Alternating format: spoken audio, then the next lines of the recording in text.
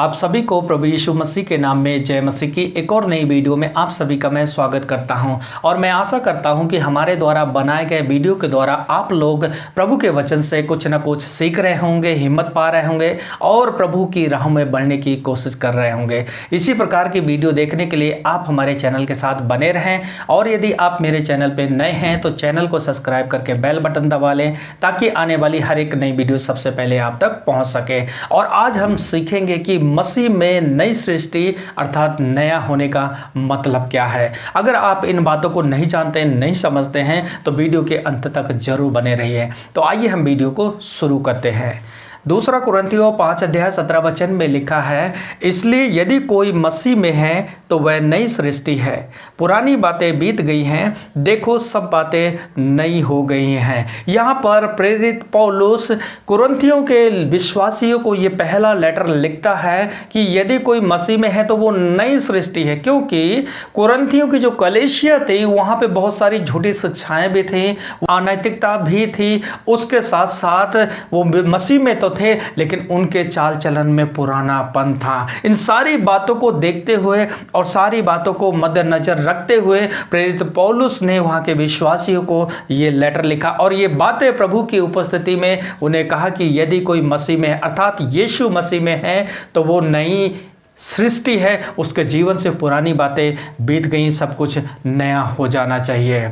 आज की कलीसिया में भी अगर हम बात करें तो हमारे बहुत से भाई और बहन कई सालों से मसीह में तो हैं, विश्वास में तो हैं, लेकिन उनके जीवन में देखें तो भी उनके जीवन में पुरानी रीति रिवाज भरे हुए हैं, पुराना चाल चलन भरा हुआ है, पुराना स्वभाव भरा हुआ है। यदि आज हम ऐसे हैं तो मेरे भाई और बहन, परमेश्वर का वचन आज हमें याद दिलाता है कि हम मसीह में हैं तो हमारी एक नई सृष्टि। यदि आप कहते हैं कि मैं मसीह में हूं, मैं मसीह यीशु में हूं, तो नई सृष्टि होने की जरूरत है। अब ये नया होने का मतलब क्या है और नयापन होता क्या है? जैसा कि यूहन्ना की पुस्तक में प्रभु यीशु मसीह ने कहा है कि तुम संसार से अलग किए हुए लोग हो, तुम संसार से चुने हुए लोग हो। जैसा कि संसार चलता है, संसार बोलता है, संसार सोचता है, अब तुम वैसे नहीं सोच सकते, वैसे नहीं चल सकते, क्योंकि तुम संसार से बुला लिए गए हो, संसार से अलग किए हुए लोग हो। इसलिए हमें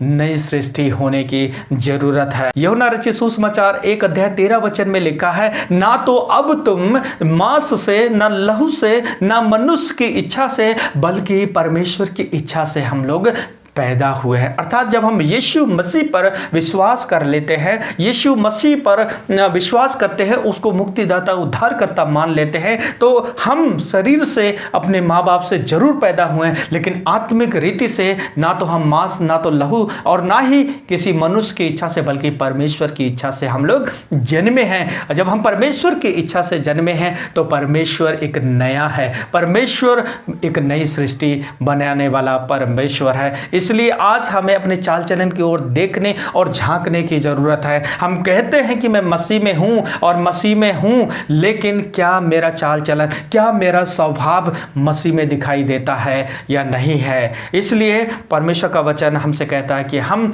जो मसीह में हैं वो नए चाल चलन में बदलते जाएं। लिखा है, पुरानी बातें बीत गई, देखो सब बातें नई हो गई हैं। अर्थात पुराना जीवन बदलते हुए सारी बातें नया होने की जरूरत है। तब हम हमारे जीवन में मसीह हमारे जीवन में आ जाएगा और जब मसीह की शिक्षा हमारे जीवन में आ जाएगी तो मसीह के स्वभाव में हम बदलना शुरू कर देंगे। आज भी बहुत से परिवारों में तनाव, लड़ाई झगड़े रहते हैं। क्यों? क्योंकि वो मसीह की शिक्षाएं उनके जीवन में है ही नहीं और वो परमेश्वर के वचन को मानते ही नहीं, इसलिए उनके जीवन से कुछ भी नयापन नहीं दिखाई देता है। इसलिए मेरे भाई और बहन, हो सकता है आपने बहुत सारे समय इस जिंदगी को बिता दिया हो, लेकिन आज फिर से परमेश्वर का वचन हमें याद दिलाता है।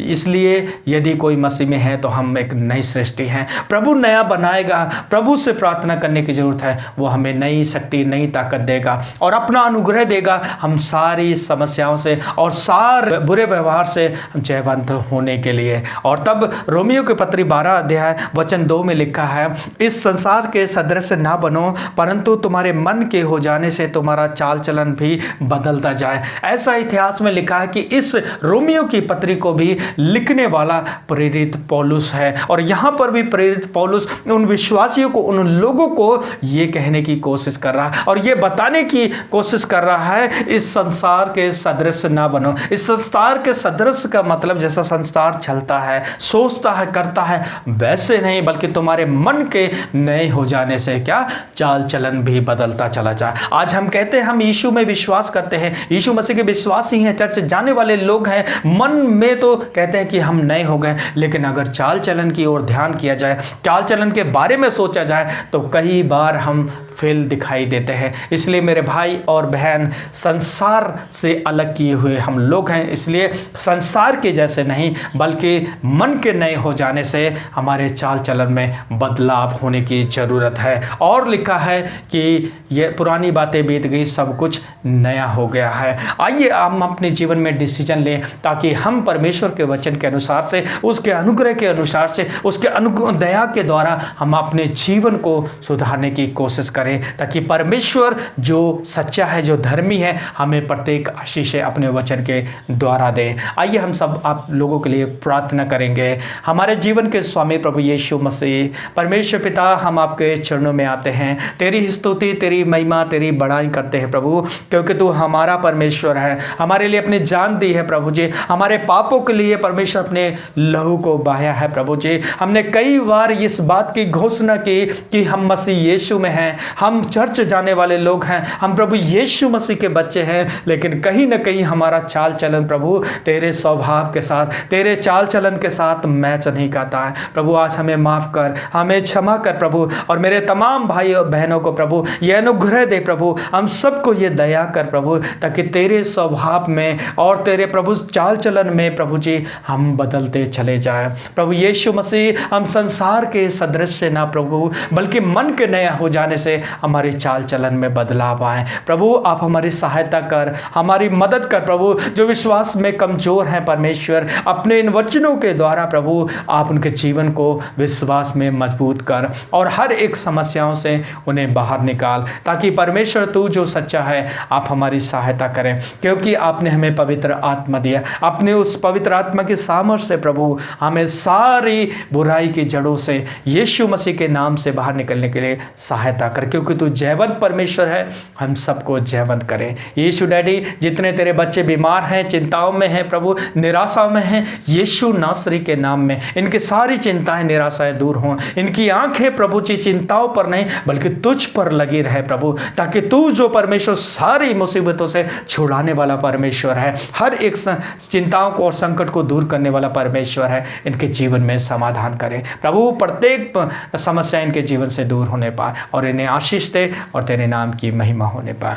धन्यवाद करते हैं प्रभु प्रार्थना सुनने के लिए, प्रभु यीशु मसीह के नाम से दुआ मांगते हैं, आमीन आमीन। प्रभु आप सभी को बहुतायत से आशीष दे। यदि आपने इस वीडियो के द्वारा कुछ मोटिवेशनल पाया है, यदि आपको लगता है कि वाकई में ये बात सच है हमारे जीवन में, तो ज़रूर आप अपने लोगों के साथ, यार दोस्तों के साथ शेयर करें, ताकि वो लोग भी इन बातों को सीखें और इन बातों को जानें। मिलेंगे अगली नई वीडियो में नए टॉपिक के साथ, तब तक के लिए अपना ढेर सारा ख्याल रखें। प्रभु आप सभी को आशीष दे। जय मसीह की।